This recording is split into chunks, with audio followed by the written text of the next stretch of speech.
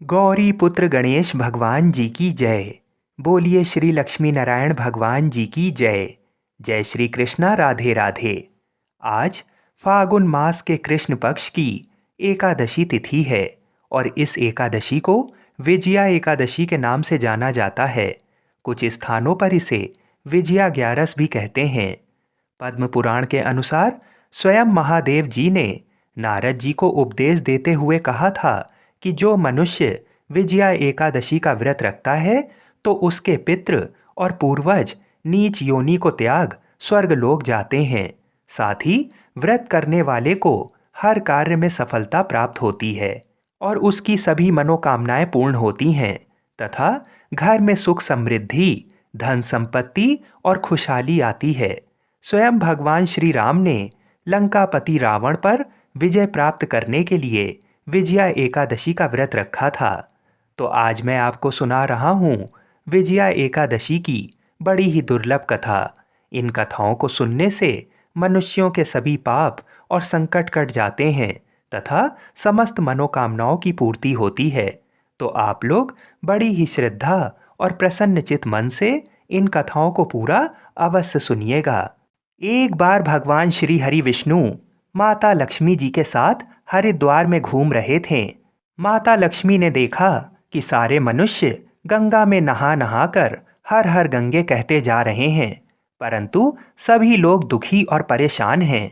तब माता लक्ष्मी ने बहुत ही आश्चर्य से भगवान विष्णु से पूछा, स्वामी, गंगा में इतनी बार स्नान करने पर भी इनके पाप और दुखों का नाश क्यों नहीं हुआ? क्या गंगा में अब सत्यता नहीं रही? भगवान विष्णु बोले, गंगा में तो वही सामर्थ है, परंतु इन लोगों ने पाप नाशनी गंगा में स्नान ही नहीं किया, फिर इन्हें लाभ कैसे मिलेगा? माता लक्ष्मी जी ने आश्चर्य से कहा कि स्नान कैसे नहीं किया? सभी तो हमारे सामने ही नहा नहा कर जा रहे हैं, अभी तक तो इनके शरीर भी नहीं सूखे हैं। भगवान विष्णु ने कहा, ये लोग तो केवल जल में डुबकी लगा कर ही आ रहे हैं, तुम्हें मैं कल इसका रहस्य समझाऊंगा। दूसरे दिन बहुत ही जोर से बारिश होने लगी। सारी गलियां कीचड़ से भर गईं। एक चौड़े रास्ते में एक बड़ा सा गड्ढा था। चारों ओर कीचड़ भरी हुई थी और भगवान विष्णु ने लीला रची। वे स्वयं एक बूढ़े आदमी का रूप धारण करके उस गड्ढे में जा गिरे। लक्ष्मी जी को उन्होंने समझाकर पास में बैठा दिया कि देखो, तुम लोगों को सुना सुना कर यूं पुकारती रहो कि मेरे बूढ़े पति अचानक गड्ढे में गिर पड़े हैं, कोई पुण्य आत्मा इनको बाहर निकाल कर इनके प्राण बचाओ और हम असहाय दंपत्ति की सहायता करें। और भगवान विष्णु ने यह भी समझा दिया कि जब कोई व्यक्ति गड्ढे में से मुझे बाहर निकालने को तैयार हो तब इतना और कह देना कि मेरे पति सर्वथा निष्पाप हैं। इन्हें वही व्यक्ति छुए जो खुद भी निष्पाप हो। यदि आप निष्पाप हैं तो उनको हाथ लगाएं, नहीं तो उनके हाथ लगाते ही आप स्वयं भस्म हो जाएंगे। लक्ष्मी जी तथास्तु कहकर गड्ढे के किनारे बैठ गईं और आने जाने वालों को सुना सुना कर भगवान विष्णु की सिखाई हुई बात कहने लगीं।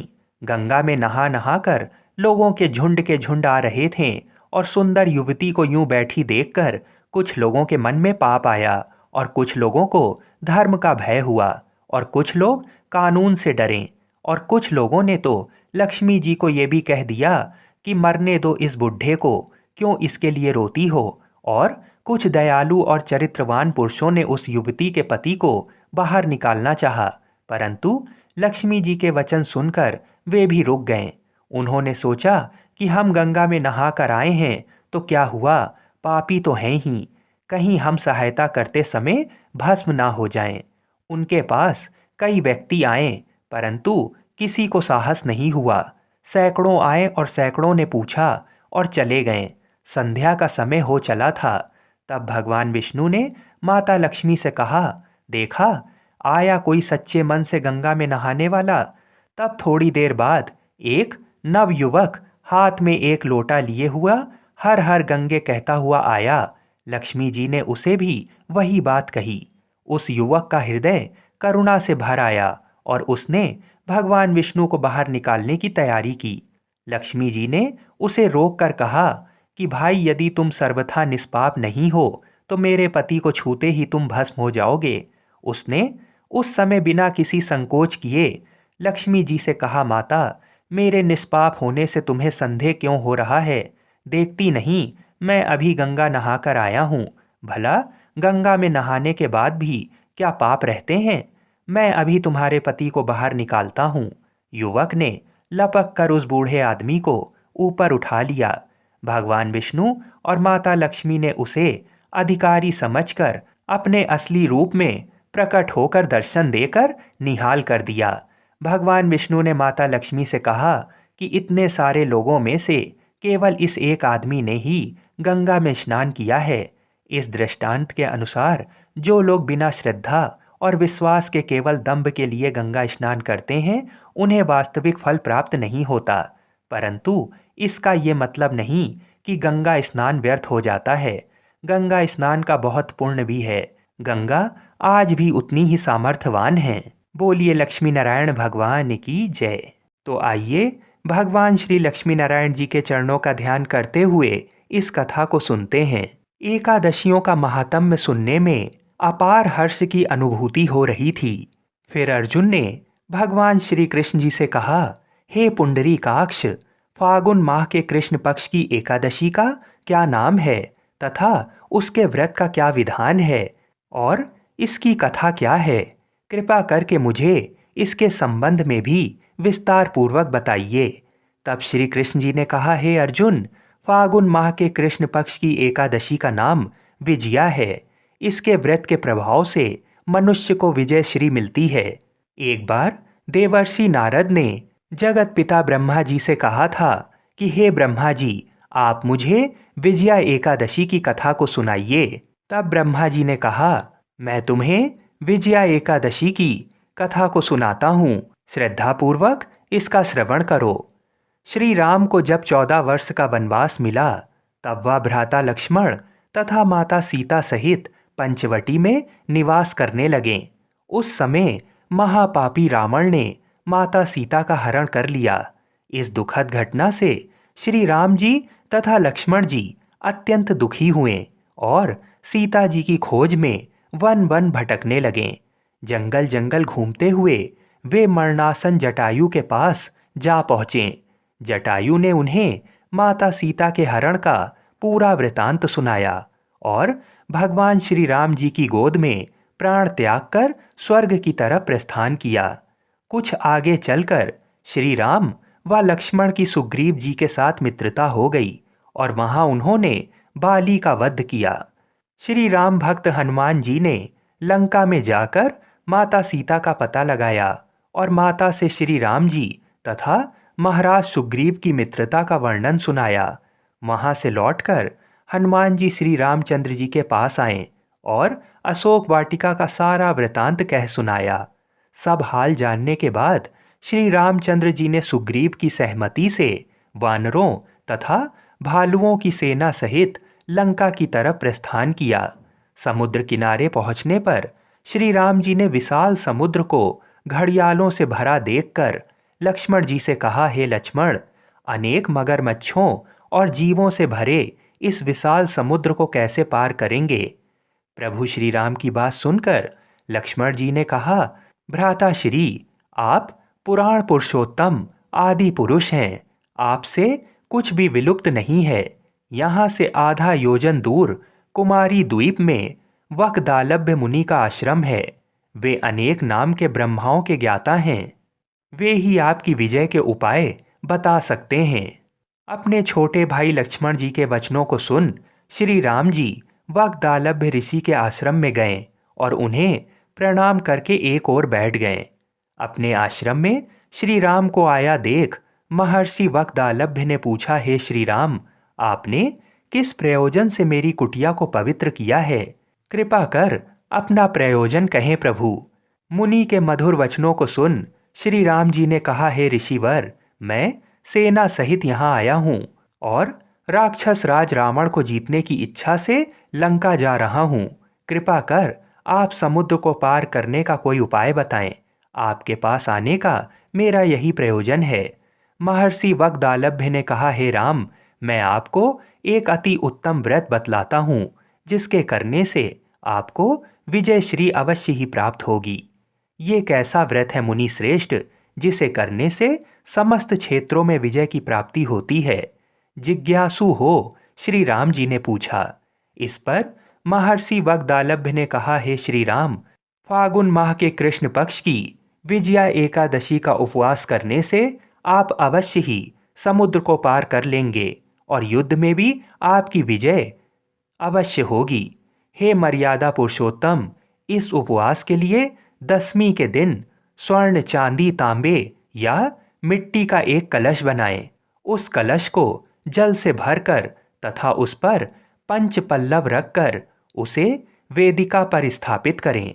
उस कलश के नीचे सतनजा अर्थात मिले हुए 7 अनाज और ऊपर जौ रखें। उस पर विष्णु जी की स्वर्ण की प्रतिमा स्थापित करें। एकादशी के दिन स्नान आदि से निवृत्त होकर धूप, दीप, नैवेद्य, नारियल आदि से भगवान श्री हरि का पूजन करें।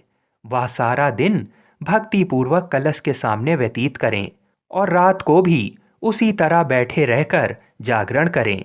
द्वादशी के दिन नदी या तालाब के किनारे स्नान आदि से निवृत्त होकर उस कलश को ब्राह्मण को दे दें। हे दशरथ नंदन, यदि आप इस व्रत को सेनापतियों के साथ करेंगे तो अवश्य ही विजयश्री आपका वरण करेगी। मुनि के वचन सुन तब श्री रामचंद्र जी ने विधि पूर्वक विजया एकादशी का व्रत किया और इसके प्रभाव से राक्षसों के ऊपर विजय प्राप्त की। हे अर्जुन, जो मनुष्य इस व्रत को विधि विधान के साथ पूर्ण करेगा उसकी दोनों लोकों में विजय होगी। श्री ब्रह्मा जी ने नारद जी से कहा था, जो इस व्रत का महात्म्य श्रवण करता है या पढ़ता है उसे वाजपेयी यज्ञ के फल की प्राप्ति होती है। भगवान विष्णु का किसी भी रूप में पूजन मानव मात्र की समस्त मनोकामनाएं पूर्ण करता है। प्रभु श्री राम तो स्वयं विष्णु जी के अवतार थे, किंतु अपनी लीलाओं के चलते प्राणियों को सही मार्ग दिखाने के लिए उन्होंने विष्णु भगवान के निमित्त इस व्रत को किया। विजय की इच्छा रखने वाला इस उपवास को करके अनंत फल का भागी बन सकता है और भगवान श्री लक्ष्मी नारायण जी की असीम कृपा को प्राप्त करता है। बोलिए श्री लक्ष्मी नारायण भगवान की जय। आइए अब मनोकामनाओं की पूर्ति करने वाली दूसरी कथा को सुनते हैं। इस कथा को पूरा अवश्य सुनिएगा। एक बार एक गांव में एक बुजुर्ग महिला रहा करती थी। वह बहुत ही पूजा पाठ किया करती थी। वह रोज तुलसी माँ की पूजा करती थी और वह बुजुर्ग महिला रोज तुलसी माता से कहती, हे तुलसी माँ, तुम मुझे बहू दे, पीताम्बर की धोती दे, मीठा मीठा घास दे, बैकुंठ में वास दे, चटक की चाल दे, पटक की मौत दे, चंदन का काठ दे, रानी सा काज दे, दाल भात का भोजन दे, 11 की मौत दे और कृष्ण जी का कंधा दे। वह बुजुर्ग महिला हर महीने में तुलसी माता की रोज पूजा करती और उनके बिरले को रोज सींचती। तुलसी माता बुजुर्ग महिला की बात सुनकर धीरे धीरे सूखने लगीं। तभी भगवान श्री कृष्ण जी ने देखा कि तुलसी माता सूख रही हैं और तभी एक दिन भगवान श्री कृष्ण तुलसी माता जी के पास प्रकट हुए और भगवान श्री कृष्ण जी ने तुलसी माता से पूछा, तुम क्यों सूख रही हो? सभी महिलाएं तुम्हारी पूजा करती हैं और तुमको रोज सींचती हैं, लेकिन फिर भी तुम सूखती जा रही हो, इसका कारण क्या है? जिसके बाद तुलसी माता ने भगवान श्री कृष्ण जी से कहा कि हे प्रभु, एक बुजुर्ग महिला मेरे पास रोज आती है और रोज एक ही बात बोलती है, हे तुलसी माता, सबकी दाता, मैं तेरा बिरला सींचती हूँ, तुम मुझे बहू दे, पीताम्बर की धोती दे, मीठा मीठा घास दे, बैकुंठ में वास दे, चटक की चाल दे, पटक की मौत दे, चंदन का काठ दे, रानी सा राज दे, दाल भात का भोजन दे, 11 की मौत दे और कृष्ण जी का कंधा दे। मैं उस बुजुर्ग महिला की सारी मनोकामनाएं पूरी कर सकती हूँ, लेकिन उसकी एक मनोकामना पूरी नहीं कर सकती। मैं कृष्ण जी का कंधा कहाँ से दूंगी? भगवान श्री कृष्ण जी तुलसी माता की बात सुनकर जोर जोर से हंसने लगे और फिर भगवान श्री कृष्ण जी ने तुलसी माता जी से कहा कि तुम चिंता मत करो, जब वह बुजुर्ग महिला की मृत्यु होगी तब मौके पर मैं और आप ही कंधा दे देंगे। आप सुबह जब वह पूजा करने आए तब कह देना कि सब कुछ तुम्हें मिल जाएगा। कुछ दिनों बाद वह वृद्ध महिला ठोकर खाकर रास्ते में गिरकर मर गई। पूरे गांव के सभी लोग आए और उस महिला को सभी लोग धर्मात्मा मानते थे। उसको तुलसा जी की डोकरी कहते थे। उसके परिवार में कोई भी नहीं था, इसलिए गांव वालों ने ही उसके अंतिम संस्कार करने की योजना बनाई और उसे नहलाकर जब बैकुंठी पर बैठाने के लिए उसे उठाने लगे तो उसके मृत शरीर इतना भारी हो गया था कि उसे कोई उठा नहीं पाया। ये सब देखकर वहाँ के सभी लोग तरह तरह की बातें करने लगे और कहने लगे कि ये इतना पूजा पाठ करती थी, हर समय माला फेरती थी, इसलिए ये इतनी भारी हो गई है। वहीं पूरे गांव में चर्चा होने लगी कि डोकरी माई कोई भक्ति नहीं करती थी, ये छल कपट करती थी। हम जिसे धर्मात्मा समझते थे वह पापी है, जो कि किसी से भी नहीं उठ पा रही है। ये इसके कर्मों की सजा है। इधर भगवान ने सोचा कि मेरे भक्तों की निंदा हो रही है, इसलिए भगवान ने बूढ़े ब्राह्मण का भेष धारण करके वहाँ पर आए और वहाँ पर एकत्रित लोगों से पूछने लगे कि यहाँ पर इतनी भीड़ क्यों लगी है, जिससे लोग कहने लगे कि ये डोकरी माई मर गई है और पाप इतना था कि जिससे ये उठ नहीं पा रही है। सब उठा उठा कर थक गए। तब ब्राह्मण ने कहा कि मुझे एक बार डोकरी के कानों में कहने दो, फिर वह देखो कैसे उठती है। तो सभी लोग ने कहा कि आप भी प्रयास करके देख लीजिए। तब भगवान ने उस वृद्ध महिला के कानों में कहा कि हे डोकरी माई, देखो मैं आ गया। और जो डोकरी पूजा करते समय शब्द कहती थी वह शब्द उसके कानों में कहने लगे, तू बिरला सींचूं तेरा, मैं करूं निस्तारा मेरा। डोकरी माई बहू ले, बेटी ले, पोता ले, लड्डू ले, पीतांबर की धोती ले, गहना ले, घी का घड़ा ले, मीठा मीठा खीर और पूड़ी ले, दाल भात का भोजन ले, धन दौलत ले, बेटा पोता को काम ले, तुलसी को पता ले, मुंह में गंगा जल ले, 11 को दिन ले, चंदन को दाग ले, श्री कृष्ण जी का कंधा ले। इतना सुनते ही डोकरी हल्की हो गई। भगवान ने बोला आओ और उसको उठाओ। भगवान ने हाथ लगाया और डोकरी उठ गई। सबको बड़ा ही आश्चर्य हुआ। उसे खूब धूमधाम से ले जाया गया। भगवान उसे अपने कंधे पर ले गए। पूरे गांव में इसकी चर्चा होने लगी, जिससे उसको मुक्ति मिल गई और वह बैकुंठ में चली गई। सभी लोग देखते रह गए। सभी लोगों ने देखा कि शमशान घाट तक तो ब्राह्मण साथ ही आया था, लेकिन अब वह दिखाई नहीं दे रहा है। इससे लोगों को समझ में आ गया कि वह कोई और नहीं, स्वयं भगवान ही बूढ़े ब्राह्मण के रूप में आए थे। बोलिए श्री राधा कृष्ण भगवान की जय। बोलिए श्री तुलसी शालिग्राम जी की जय।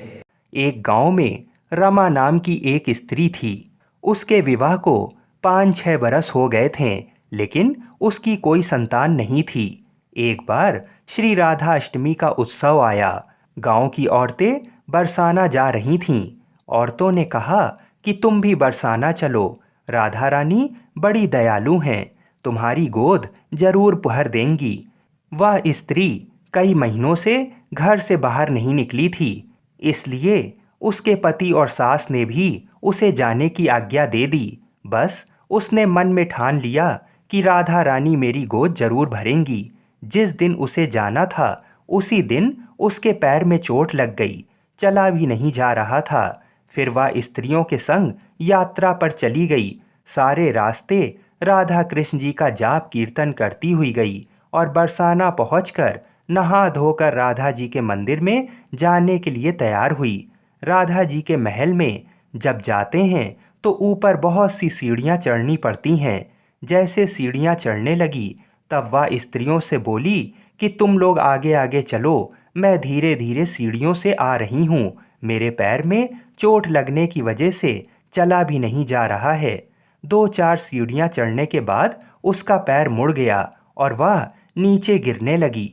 तभी एक 7-8 साल की कन्या ने उसका हाथ पकड़ लिया। रमा बोली, बेटी आज अगर तुम ना होती तो मैं नीचे गिर गई होती। वह कन्या बोली, माता ऐसे कैसे गिर जाने देती मैं तुम्हें। तब रमा ने पूछा, बेटी तुम्हारा क्या नाम है? वह बोली, लाडो नाम है मेरा, यहीं पास में रहती हूँ। वे दोनों सीढ़ियों पर बैठ गईं। लाडो कहने लगी, माता मेरे लिए क्या लाई हो? ना कोई जान पहचान और लाडो ऐसी बात कर रही है। फिर रमा ने कहा, लाडो, मैं कल तुम्हारे लिए कुछ ना कुछ लेकर अवश्य आऊंगी, तुम्हें क्या पसंद है? तब लाडो कहने लगी, मुझे नथनी, गले का हार, कान के कुंडल, चूड़ियाँ, मेहंदी, घाघरा, चोली, ये सब चीज़ें पसंद हैं, कुछ भी ले आना। इतना कहकर वह बालिका भाग गई। जैसे तैसे रमा भी मंदिर में दर्शन करके लौट आई। फिर रमा उस बालिका के बारे में सोचने लगी और बाजार में उसने गले का हार और चूड़ियाँ उसके लिए लीं। अगले दिन वहीं जहाँ मिली थी वह लाडो का जाकर इंतजार करने लगी। फिर लाडो उसको उसी जगह पर मिली। चूड़ियाँ और गले का हार जैसे उसे दिया, वह बोली, बस इतनी सी ही, और चीज़ें नहीं लाई, और वह मुंह फुलाकर बैठ गई। तब रमा बोली, अभी मैं 8 दिन यहीं पर हूँ, रोज़ तुम्हारे लिए कुछ ना कुछ लाया करूँगी। ये सुनकर लाडो उसकी गोद में बैठ गई और गले से लग गई। रमा तो रोने लगी। उसे जैसे एक संतान मिल गई। खूब प्यार से उसके सिर पर हाथ फेरा। ऐसे ही वह फिर चली गई। रमा ने मंदिर से आकर घाघरा और चोली उसके लिए बनवाए। ऐसे ही रोज कुछ ना कुछ वह उसे देती। एक दिन रमा कहती है, अब ये सारी चीज़ें मुझे पहन करके दिखाओ। लाडो बोली, कल राधा अष्टमी है, मैं कल इसे पहनूंगी। इस बार लाडो के साथ एक लड़का भी था।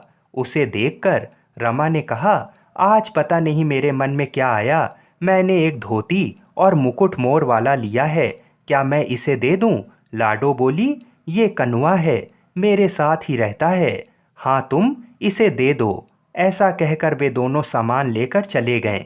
अगले दिन राधा अष्टमी थी। जब रमा सीढ़ियों पर आई, वहाँ उसे आज कोई नहीं मिला, ना वो लाडो ना वो लड़का। बहुत इंतजार के बाद जब वह मंदिर में पहुंची तो वहाँ बहुत भीड़ थी। कीर्तन और नृत्य हो रहा था। इसी तरह भीड़ को चीरती हुई वह आगे पहुंची और वहां देखकर राधा जी को देखा और ठाकुर जी को देखा। रमा ने जो जो चीजें लाडो को दी थीं, वही सारा सामान राधा कृष्ण जी पहने हुए थे। वह पत्थर सी हो गई, आंखों से आंसू बहने लगे। बात समझते देर ना लगी कि वह लाडो राधा जी और कनुआ कृष्ण जी हैं। स्वयं जगत के पालनहार उसके पास आते थे। राधा जी उसकी गोद में बैठती थीं और उसे मात्र सुख प्रदान करती हैं। वह तो जैसे बावरी हो गई, दिन रात लाडो लाडो कहती रहती, पुकारती रहती। वह स्त्रियों से बोली, तुम लोग घर जाओ, मैं नहीं जाऊंगी। उसकी सास और पति भी उसे लेने आए, पर वह साथ नहीं गई। अब तो प्रतिदिन वह सीढ़ियों पर बैठे बैठे आंसुओं से सीढ़ियां धोती, पलकों से बुहारती। ऐसा करते करते उसे 30 वर्ष हो गए। एक दिन एक बालिका उसका हाथ पकड़कर ऊपर अटालिका में ले गई। वहां जाकर बोलती है, लो आ गई मैं ही हूँ तुम्हारी लाडो। ऐसा कहकर बाहें फैलाकर रमा को बुलाने लगी और अपने गले लगा लिया। उस दिन रमा ऐसे गले लगी कि इस पार्थिव शरीर को छोड़कर सदा के लिए अपनी लाडो के पास चली गई। बोलिए श्री राधा कृष्ण भगवान की जय। बोलिए श्री बरसाने वाली की जय। आइए अब मनोकामनाओं की पूर्ति करने वाली एकादशी माता की कथा को सुनते हैं। कहते हैं, बिना एकादशी माता की कथा को सुने व्रत पूर्ण नहीं माना जाता है। तो आप सभी लोग बड़ी ही श्रद्धा और प्रसन्न चित मन से इन कथाओं को पूरा अवश्य सुनिएगा। एक बूढ़ी माँ ने एक बार एकादशी का व्रत रखा। बड़ा ही भाव भक्ति से पूजा अर्चना की। उन्हें वृद्धावस्था में क्या बाधा थी, वे तो अपने पुत्र पौत्रों की सुख सुविधा के लिए व्रत रखने लगी थीं। वे दिन भर तो जरा कठोर मन करके अपनी प्यास को रोके रहीं। दिन में पूजा पाठ किया, कथा सुनी और पंडित जी को मिट्टी के पात्र में भरकर पानी और ऋतुफल दान में दिए। दोना भर भर के बूरा शक्कर वितरण किया। उन्हें गर्मी के कारण बहुत बेचैनी हो रही थी। इस कारण से बड़ी देर तक पानी में पड़ी रहीं और पानी के कुल्ला करती रहीं। मुंह धोती रहीं, तब कहीं थोड़ा बहुत धैर्य बंध पाया। धूप तो तेज पड़ ही रही थी, इस कारण बार बार मुंह सूख रहा था। बूढ़ी माँ बहुत बेचैन हो रही थीं। एक बुढ़ापा और दूसरा ये भयंकर गर्मी। वृद्धावस्था की स्थिति तो कुछ दूसरी ही प्रकार की होती है। जैसे जैसे रो धो के दिन कट पाया, अब पहाड़ सी रात सामने थी। उसका कटना बड़ा ही कठिन दिखाई दे रहा था। खटिया पर पड़े शांति नहीं मिल रही थी। वे बार बार करवट बदल रही थीं। अनेक बार वे बाहर जातीं और भीतर आतीं। उन्हें घर के अंदर शांति नहीं थी। वे पड़ी पड़ी एकादशी माता का स्मरण करती रहीं। वे कहती रहीं कि हे माता जी, आप मेरी लाज रखिएगा, आप ही मुझे शक्ति दे दीजिएगा जिससे मैं भली भांति आपका व्रत कर सकूं और ये पहाड़ सी रात शांतिपूर्वक व्यतीत हो सके। प्यास के कारण बूढ़ी माँ की बेचैनी तो बढ़ ही रही थी। उन्होंने धैर्य रखने का बहुत प्रयास किया, किंतु सहनशीलता की सीमा टूट गई और वे घबराकर एकदम चिल्ला पड़ीं। बोलीं कि बचाओ बचाओ। अम्मा का चिल्लाना सुनकर परिवार भर के नर नारी, बच्चे और पड़ोसी एकत्रित होकर बूढ़ी अम्मा की खटिया के समीप पहुंच गए। सबने पूछा कि अम्मा जी, आपको क्या हुआ? आप क्यों चिल्ला रही हैं? आप इस वृद्धावस्था में ये कठिन व्रत क्यों कर रही हैं? अम्मा जी, शक्ति से ही भक्ति होती है। थोड़ी ही देर में वे फिर से बोलीं कि अरे, हमारे तो प्राण ही निकले जा रहे हैं। मेरी छाती पर ठंडे पानी का घड़ा रख दीजिए। नातियों ने दादी की छाती पर ठंडे पानी का पात्र रख दिया। तब कहीं उन्हें थोड़ा बहुत आराम मिला और थोड़ी देर के लिए उन्होंने अपनी आंखें बंद कर लीं। एकादशी माता ने सोचा कि ये बूढ़ी अम्मा हैं तो बहुत कठोर, जरा जाकर उसकी परीक्षा लेना चाहिए। वे आधी रात को मुर्गा बनकर टेर लगाने लगीं। मुर्गा की आवाज़ सुनकर दादी जल्दी से उठीं और बाहर जाकर आसमान की ओर देखा, किंतु आसमान में कहीं उन्हें प्रातःकालीन तारा दिखाई नहीं दिया। वे सोचने लगीं कि ये मुर्गा क्यों और कैसे बोल गया। उन्हें प्यास तो लगी रही थी। थोड़ा बहुत उनका मन भी विचलित होने लगा था, किंतु अंत में उन्होंने दृढ़ निश्चय किया कि मैं अब व्रत को पूर्ण करके ही छोड़ूंगी, चाहे भले ही मेरे प्राण निकल जाएं। ये सोचकर फिर वे खटिया पर शिथिल होकर लेट गईं। थोड़ी ही देर में एकादशी माता ने उनकी फिर से परीक्षा लेनी चाहिए। एक छोटी सी बालिका एक गिलास में शरबत लेकर उनके सिरहाने खड़ी हो गई और जोर से बोली कि दादी जी, सवेरा हो गया है, आप हाथ मुंह धोकर शरबत पी लीजिए। पहले तो शरबत का गिलास देखकर उनका मन ललचाने लगा, किंतु अचानक व्रत का स्मरण हो आया और उन्होंने सोचा कि मैं किसी भी प्रकार से अभी शरबत नहीं पी सकती हूँ, और वे शांतिपूर्वक अपनी खटिया पर लेट गईं। फिर थोड़ी ही देर में उन्हें ऐसा लगा जैसे किसी ने उन्हें पानी के कुएं में पटक दिया हो। वे बड़ी देर तक उस कुएं में हाथ पांव चलाती रहीं, किंतु उन्होंने अपने मुंह में पानी की एक बूंद भी नहीं जाने दी और वे दृढ़तापूर्वक अपना व्रत पालती रहीं। थोड़ी ही देर में ना जाने कहाँ से सामने आग जलने लगी, जिससे भारी गर्मी बढ़ने लगी। प्यास के कारण प्राण निकलने लगे, किंतु बूढ़ी अम्मा का कुछ भी नहीं बिगाड़ पाया। वे जहाँ की तहाँ मुस्कुराती हुई सी बैठी रहीं। थोड़ी ही देर में बाहर प्रकाश दिखाई देने लगा। ऐसा लगा कि जैसे सवेरा हो गया हो। बूढ़ी अम्मा ने जब बाहर निकल कर देखा तो समझ गईं कि अभी सवेरा होने में 3-4 घंटे की देरी है। ये जानकर वे शांतिपूर्वक इधर उधर घूमने फिरने लगीं। एकादशी माता ये बात अच्छी तरह से समझ गईं कि ये बूढ़ी अम्मा किसी भी प्रकार से अपने व्रत से नहीं टल सकती हैं। वे उनके सत्य व्रत को अच्छी तरह से समझ गईं। सवेरा होते ही बूढ़ी माता ने स्नान किया, भगवान का पूजन पाठ किया, एकादशी माता की कथा सुनी, ब्राह्मणों को दक्षिणा देकर भोजन कराया। तब कहीं उन्होंने जल ग्रहण किया। कन्याओं को भोजन कराने के बाद अम्मा ने स्वयं भोजन किया। उस श्रेष्ठ व्रत के प्रताप से बूढ़ी अम्मा की आयु में वृद्धि हो गई। उनका घर परिवार हरा भरा हो गया। घर में अब उनके कोई अभाव नहीं रहा। वे हर तरह के सुख साधनों से संपन्न हो गईं। नाती नातिनों से उनका घर भर गया और वे उसी दिन से 12 महीने की एकादशी का व्रत करने लगीं। एकादशी माता के व्रत के प्रताप से इस संसार में हर प्रकार के सुख भोग कर अंत में वैकुंठ धाम को चली गईं। जैसे एकादशी माता ने बूढ़ी माता और उनके परिवार को हरा भरा किया, ऐसे ही एकादशी माता हम सभी की मनोकामनाओं को पूर्ण करें। बोलिए श्री लक्ष्मी नारायण भगवान की जय। आइए तुलसी माता की कथा को सुनते हैं। तो आइए भगवान श्री लक्ष्मी नारायण जी के चरणों का ध्यान करते हुए तुलसी विवाह की कथा को सुनते हैं। सावर्णी मुनि की पुत्री तुलसी अपूर्व सुंदरी थीं। उनकी इच्छा थी कि उनका विवाह भगवान नारायण के साथ हो। इसके लिए उन्होंने नारायण पर्वत की घाटी में स्थित बद्री वन में घोर तपस्या की। दीर्घ काल तक तपस्या के उपरांत ब्रह्मा जी ने प्रसन्न होकर दर्शन दिया और वर मांगने को कहा। तुलसी जी ने कहा, सृष्टिकर्ता ब्रह्मदेव, आप अंतर्यामी हैं, सबके मन की बात जानते हैं। फिर भी मैं अपनी इच्छा आपसे बताती हूँ।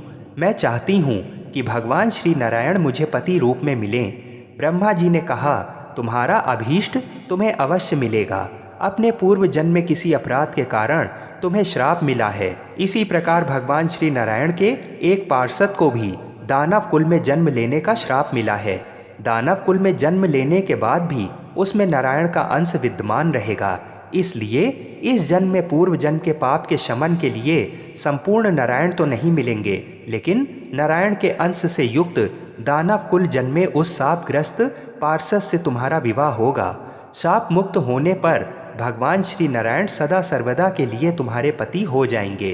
तुलसी ने ब्रह्मा के इस वर को स्वीकार किया, क्योंकि मानव कुल में जन्म के कारण उस मायावी भोग को तो भोगना ही था। तुलसी बद्री वन में ही रहने लगी। नारायण का वह पार्षद दानव कुल में जलंधर के नाम से पैदा हुआ था। कुछ दिनों बाद वह भ्रमण करता हुआ बद्री वन में आया। यहाँ तुलसी को देखते ही वह उस पर मंत्रमुग्ध हो गया। तुलसी के सामने उसने अपने विवाह का प्रस्ताव रखा। इतने में ही वहाँ ब्रह्मा जी आ गए और तुलसी से कहा, तुलसी, जलंधर को देखो, कैसा देवोपम उसका स्वरूप है।